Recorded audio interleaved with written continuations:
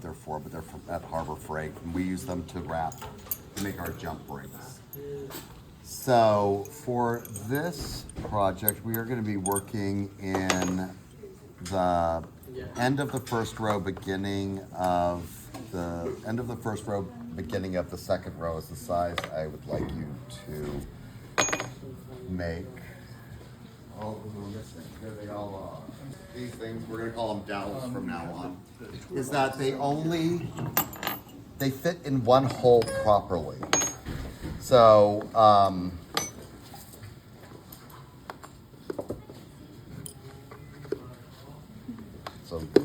that's in the, so I need a 1/4 inch for this. None of these are 1/4 inch. And, you need to know that, that's a 1/4 inch. So, I'm using a 1/4 inch to make this, which is right here. So it fits into the 1/4 inch. It's going to be not fit into the one before. It's going to be, or else it would be really hard for me to push it into there. Then you know you've got, it doesn't fit into here easily, but it fits into there correctly. It's going to be way too loose in the next one up. So, and that becomes really important when we get to be making our finished chain. Because if you're making like a fold formed chain, there was one here earlier today. Well, this is a fold formed chain right here. So, as my jump by, it's great seeing you again. And anytime you want to come by, you're more than welcome. But only you. None of those horrible people you used to hang out with.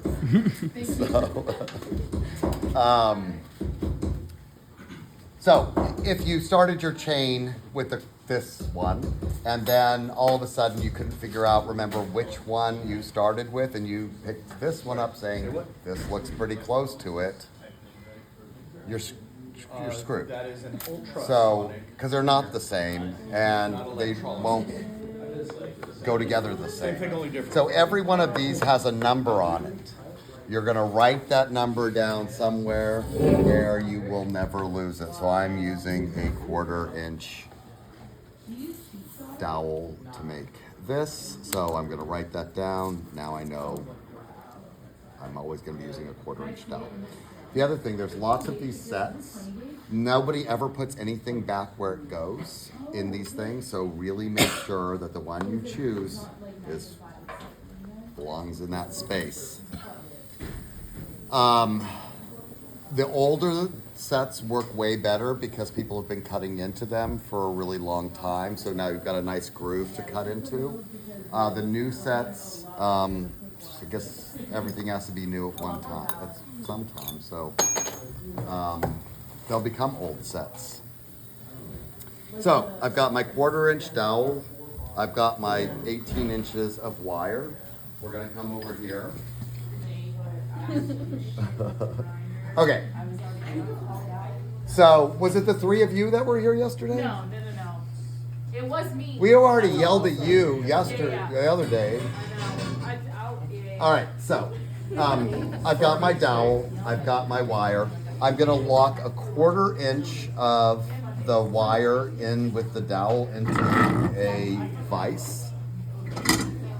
And then I'm gonna start wrapping. I need to keep constant pressure on here, so I can't let go of it.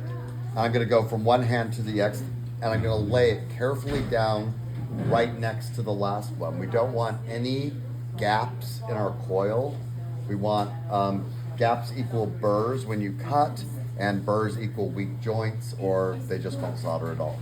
So I'm gonna start wrapping, and this is already annealed, so you don't need to anneal it for the initial wrapping. But I'm just going slowly, keeping the tension on the wire, and I'm laying it right next to the last one. Does it matter which direction you put the dowel into the clamp first? You do you. Okay. Yeah, I just didn't see the second. I thought wire wrapping was evil. Making a coil is not evil. Okay. but wire wrapping a stone and True. go to a Dead show and do that in the parking lot. All right, so I've got my coil. I've got one little gap in it because somebody was talking to me while I was doing it. So I need to get rid of that gap. Other than that, you can see the gap. Everybody see that evil gap? Maybe call the Nolan gap. Yeah. That can't be there. So that where people have been cutting is straight up. And I'm gonna make this gap a little larger because this might be yours. And I'm gonna show you how to get rid of that. And we also need to anneal this and retighten it back over this before we start cutting. So we're gonna go to a torch. We are going to kind of find something with some weight and we're gonna put it behind it. I'm gonna place the coil. I could either lay it down like this, or if you did a really good job, you could stand it up and compress it that way. I didn't do a great job. It's probably gonna tip over. So I'm gonna go like this. Get that bad part up so I can see it. Torch tip numbers 4 or 7 would be fine. Could you throw that somewhere over there, please? Just put it on that table. So I'm just gonna get an annealing flame going. Thank you.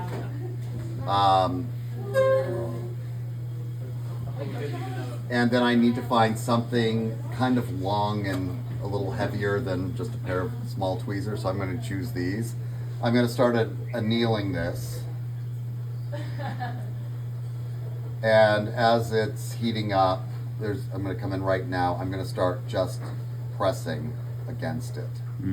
So that I got rid of that gap. But try not to get gaps. Take your time wrapping it. All right, so it's nice and it's annealed. It's pretty much gapless. So I could pickle this, or I could not pickle this. It doesn't really matter, but because we don't want to watch this thing too long, I would pickle it. And there's reasons why you would not pickle a coil. When you were soldering, solder doesn't like to flow to dirty metal. So before you put it back onto the steel dowel. So would you recommend that we don't pickle it if we're doing sterling silver? For on the silver one, I'm gonna go over that when we go over like the 3 chains that you have to choose from. Put this back onto the dowel, and we want to tighten it back to the dowel because it's gonna have some spring in it. And so I'm just gonna start twisting. I'm holding one end and I'm just slowly twisting it opposite directions, and I'm just gonna get nice and tight. So now I've got a nice tight coil. It's the same size as this, or as close as it can be to this dowel. I am going to start cutting. So I've got, hopefully you have a new saw blade. I don't know how old this one is, but, and that you'd have wax on it. I'm gonna pull it all the way forward, and I'm gonna pinch very tightly on either side of this end of the coil so that nothing moves while I start this. And I'm gonna start kind of slow, and I want to start going at an angle. So I'm cutting through, when I cut through one, I'm cutting into the next 3. So that I always have a line to follow.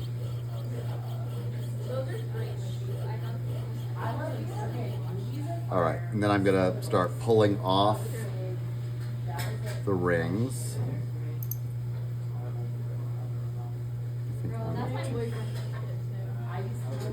Will we be making our first one with copper as well? Yes, so this is exactly what you're gonna be doing today.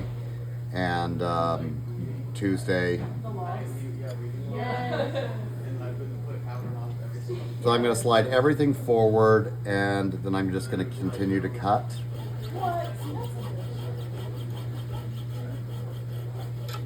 All right, so those are all done. And I made that look easy, probably. It will not be that easy. So we're gonna go over, we'll just.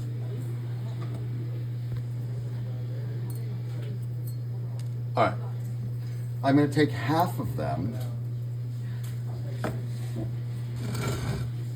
and I'm gonna close them. So I'm gonna grab a pair of flat nose pliers, and then I'm just going to carefully close them so that they are, the gap is, there's no gap. It's a nice tight seam, like any seam we want in here. I'm going to show you a few ways of soldering these shut.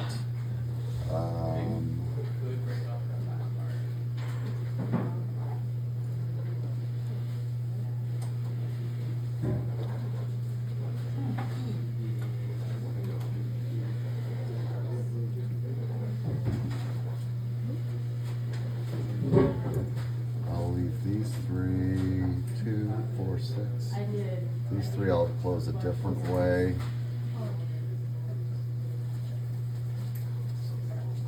Here, so we are using copper again, so we need paste solder. And I'm going to be using, what did I do with it? This thing? Yeah, that thing, thanks. I'm going to be using sheet solder. You can use up your solder that you already have, but sheet solder is great for making chains because it comes flat. This is hard solder. And what I'm going to do is take these little thread scissors and I'm going to cut long strips. And this is hard solder? This is hard. So when you're working with sheet solder, you just basically, like I scratched an H in it with a scribe, so I know what this is. There's no like bend for it.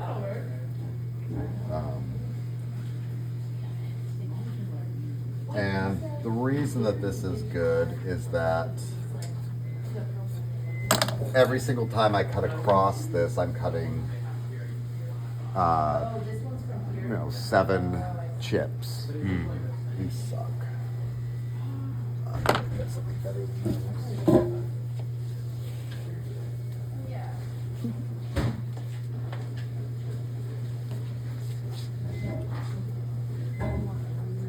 Where are they?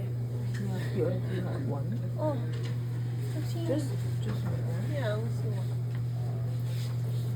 So, Is that about 2 millimeters per? yeah, but so every one of them's a different width. So I might have to put 2 together to make one, but it's still cutting up this much solder, like from a wire, I would just be irritated. So that's why I do that. These, I'm going to grab a pair of tweezers and I'm going to grab them by the seam and I'm going to carefully lay them so the seam is right in front of me. So even if I can't see the seam, I know that it's going to be dead center, right? I can find this one. There it is. So I always spend quite a bit of time setting up. And I would never do more than 2 rows. I wouldn't fill this whole thing. And I put them kind of maybe about a 1/4 inch apart. So seams are all in the right lineup. I want a torch tip number 2. I'm going to put a little bit of paste flux on each. And that's the white The flux. white flux. So white flux is for copper and brass.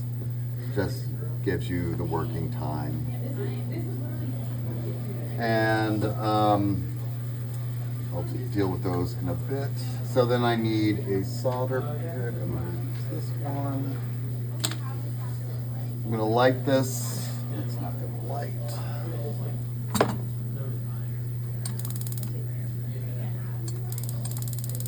What's going on?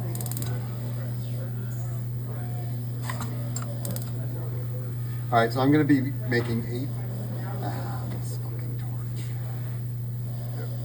I'm going to be using a really small flame. I'm going to try that. I've got my solder pick. I'm going to see what one of my chips looks like in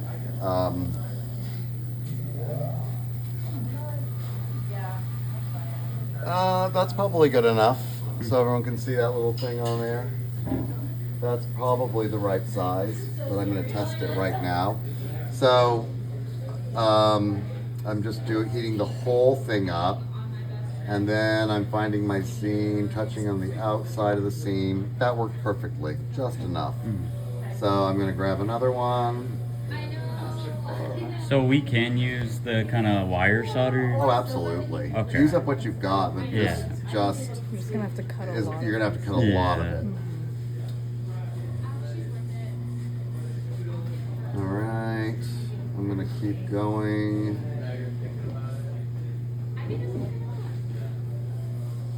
So I'm always working left to right.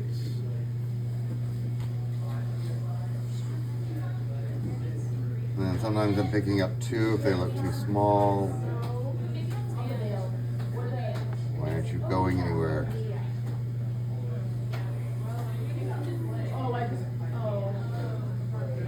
If I were doing the like stick solder, it would be like 0.5 millimeter. Yes. Right, these two, I don't know what the hell I'm doing. The paste solder also works that you wait until it goes clear and then attach. Wait, and the then paste solder? the paste flux instead of the green. You also wait until it Yeah, I mean but it's not going to be as noticeable. Like I would just get this. The metal is so thin and small. I would just have it hovering right near it. So you're ready to go. I missed that one totally. So that one's garbage. All right. So the other way to do it, I have some extras. It looks like, is I'm going to hold it in. The seam is straight down. I'm holding it from opposite the seam. I should have already fluxed this. I'm fluxing the seam. I'm going to place it onto one of my chips. It's almost like a sweat solder. And then it's just, I'm touching it right when it, yeah, sure. Yeah, I'm holding it right on top of that, like a ball or a chip. So I need a little more of this. So the next one is going to be, we're going to balance it on a chip. So you can either turn it into a ball, or you could,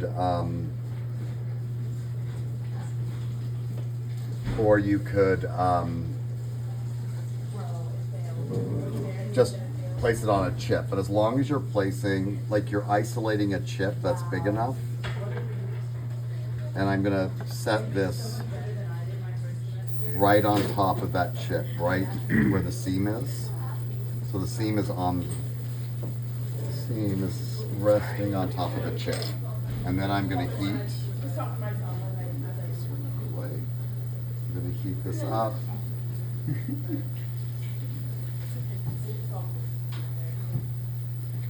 And it soldered shut.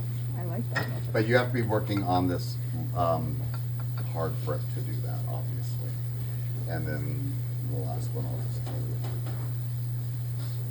That way it seems much easier. It is, but you can't build a chain like this. You can only solder the first round. Then you've got then what are you going to do for your second round if you haven't gotten good at using a solder pick?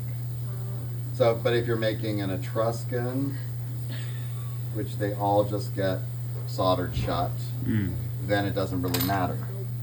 right? I mean, you could do all of them like this. All right, so I have 8 of these done. So now what I have my open ones and my open ones and my closed ones. I'm just gonna set these in here to cool off a little bit. And we're gonna build this chain in segments. So right now I'm gonna grab one open one and I'm going to put, wait till they cool off, 2 closed ones on one open one, right? And then I'm going to close this one. Oops. I should be using pliers. Where are they? Right here. So,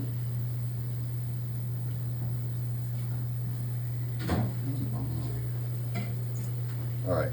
And so I'm making groups of 3. And then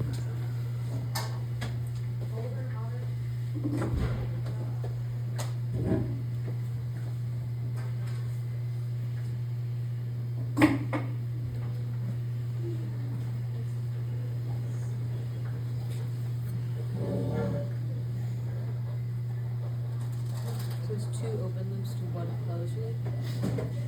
2 closed to 1 Two open. closed. Yeah. And well, my last one. Would you need 1 extra then that's open to?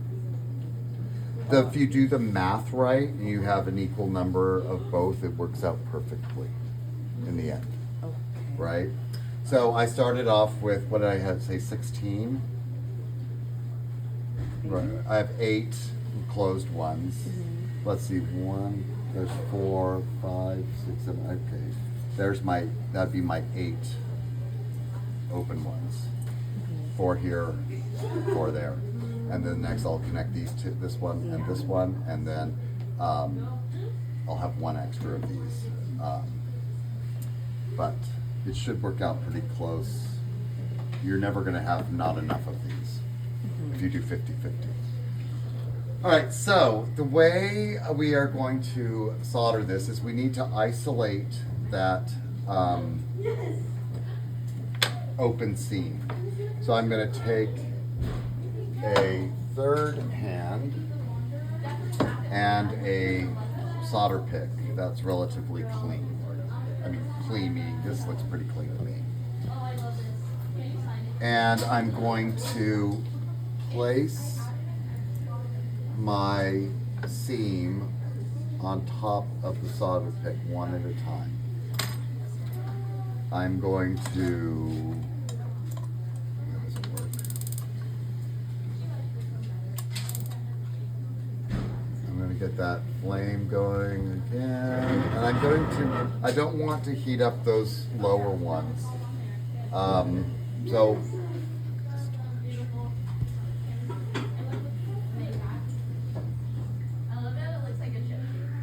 about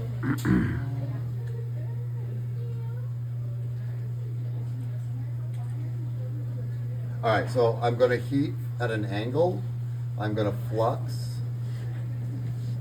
And then I'm going to get my solder ball. I'm going to hold, I'm always at an angle. I don't want to heat those lower ones. And then that one's done. I get the next one.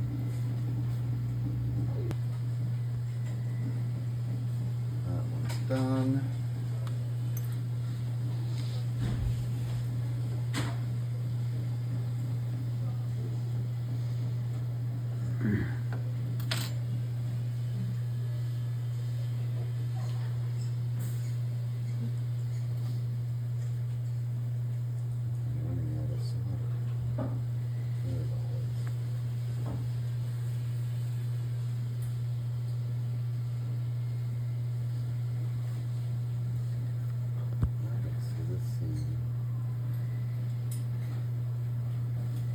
Guess it was right there.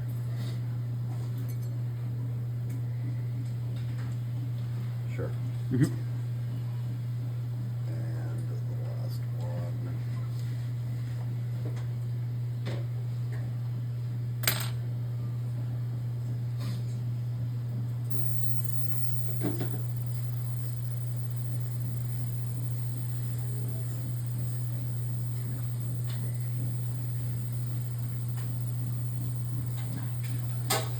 Okay. So now I would have groups of 3. And then I'm going to take one open one. I'll try not to burn myself. This is obviously, you would not try to do this all up here. One, you'd be hogging a torch. And 2, you want to let things actually properly cool off.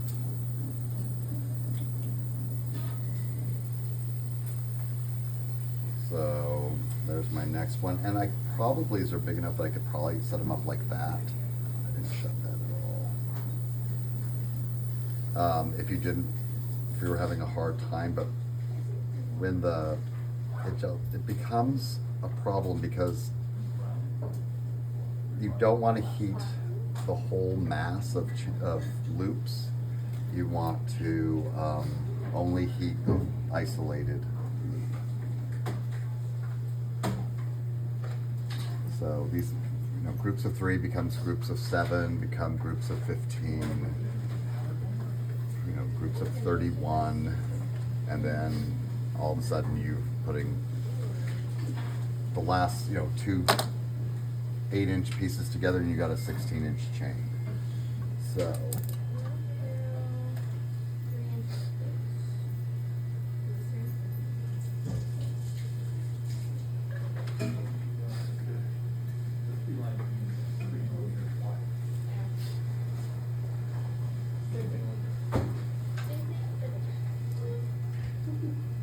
This truly is the worst torture.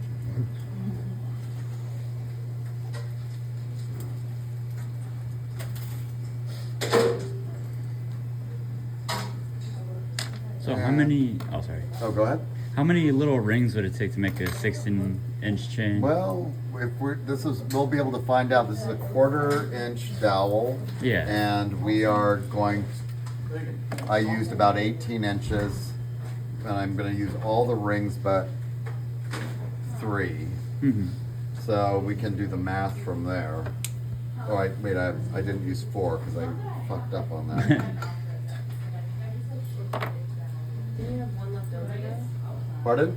I thought you had one left over. I will have 1, but that's part of my 4. 1, 2, 3, 4. So,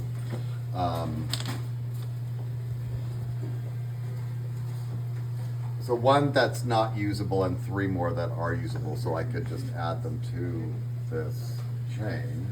But I don't want to waste your time. Come on.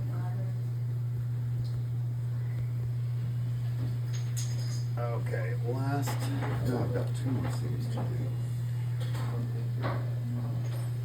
Alright.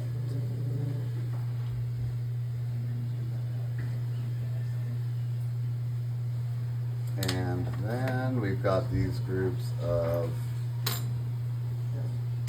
7 and 2 groups of 7. That'd be my 15. I'm probably gonna end up with about 3.5 to 4 inches because I'm gonna make these oval in the end. So probably about 1.5 inches. And that makes them longer. And then ovaling them, depending on what style of oval you're gonna make, you want them to be, will probably stretch them almost this third as long, third longer.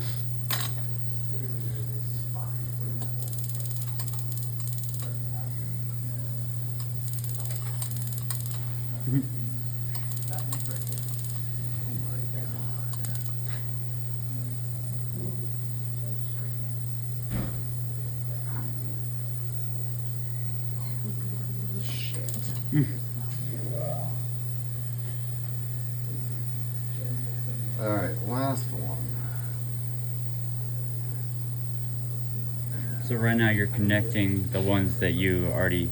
Yeah, Like, so these okay. were 2 groups of 7, and now it's going to be a group of 15. My finished chain is a group of 15. Oh, okay.